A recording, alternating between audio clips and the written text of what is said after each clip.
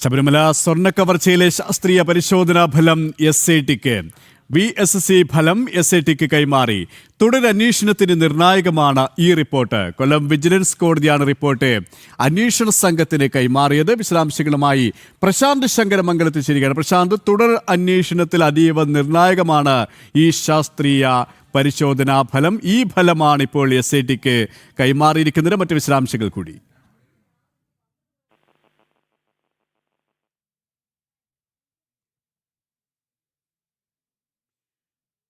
പ്രശാന്ത്, കേൾക്കാമെങ്കിൽ ഈ സ്വർണ്ണക്കവർച്ചാ കേസിന്റെ തുടരന്വേഷണത്തിൽ എത്രത്തോളം നിർണായകമാണ് ഈ പരിശോധനാ ഫലം? നടപടിയുടെ മറ്റ് വിശദാംശങ്ങൾ കൂടി.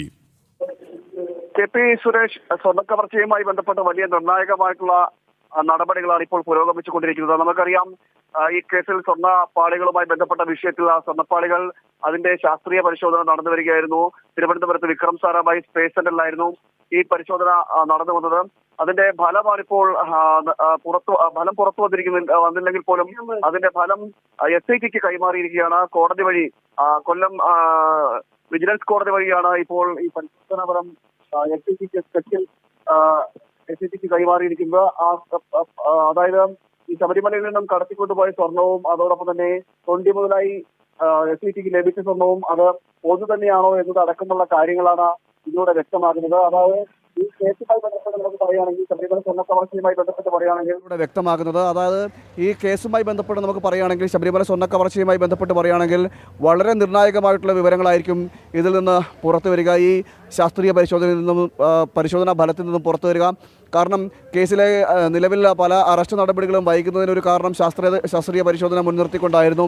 അതോടൊപ്പം തന്നെ ഈ കേസുമായി ബന്ധപ്പെട്ട മറ്റു വിവരങ്ങൾ, അതായത് ഈ വിജയ് മല്യ സ്വർണം പൂശിയ സമയത്തുള്ള ആ സ്വർണം തന്നെയാണോ തുടർന്ന് രണ്ടാമത് സ്വർണം പൂശുന്നതിനായി ഈ കൊണ്ടുപോയത്? അതോടൊപ്പം തന്നെ ഈ തൊണ്ടി മുതലായി SIT കണ്ടുകിട്ടിയ സ്വർണം തന്നെയാണോ നിലവിൽ ഈ ശബരിമലയിലെ ദ്വാരപാലക ശില്പങ്ങളിലും കട്ടളപ്പാളികളിലും ഉള്ളത് എന്നത് അടക്കമുള്ള കാര്യങ്ങളിലൊക്കെ ഒരു വ്യക്തത വരണം. മാത്രമല്ല, ഈ കേസുമായി ബന്ധപ്പെട്ട് രാജ്യാന്തര തരത്തിലുള്ള കൊള്ളസങ്കേതങ്ങൾ അല്ലെങ്കിൽ കൊള്ളക്കാർ ഉണ്ട്, വിഗ്രഹക്കള്ളക്കടത്തുകാർ ബന്ധപ്പെട്ടിട്ടുണ്ട് എന്നതടക്കമുള്ള വിവരങ്ങൾ പുറത്തു വന്നിരുന്നു.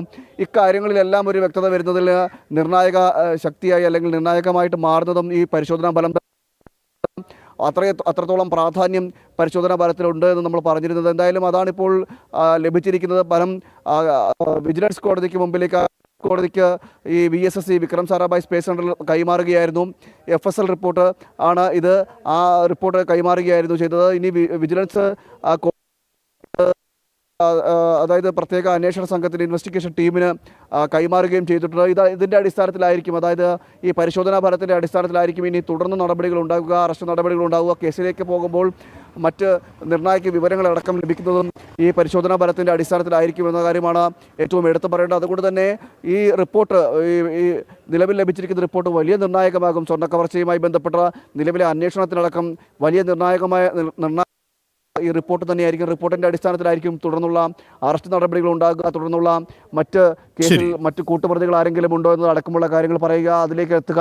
അതോടൊപ്പം തന്നെ തുടരന്വേഷണം നടത്തുക, രാജ്യാന്തര തലത്തിലുള്ള ബന്ധങ്ങളുണ്ടെങ്കിൽ അവരിലേക്ക് എത്തുക എന്നതടക്കമുള്ള കാര്യങ്ങളെല്ലാം ഈ നിലവിൽ ലഭിക്കുന്ന ഈ ഒരു പരിശോധനാ ഫലത്തിൻ്റെ കൂടി അടിസ്ഥാനത്തിലായിരിക്കും നടന്നു പോകുക. അതുകൊണ്ട് തന്നെ വലിയ നിർണായകമാണ് ഈ പരിശോധനാ ഫലം എന്ന കാര്യത്തിൽ തർക്കമില്ല. പ്രശാന്ത് സൂചിപ്പിച്ചതുപോലെ തന്നെയാണ് ശാസ്ത്രീയ പരിശോധനാ ഫലമാണ് പ്രത്യേക അന്വേഷണ സംഘത്തിന് കൈമാറിയിരിക്കുന്നത്.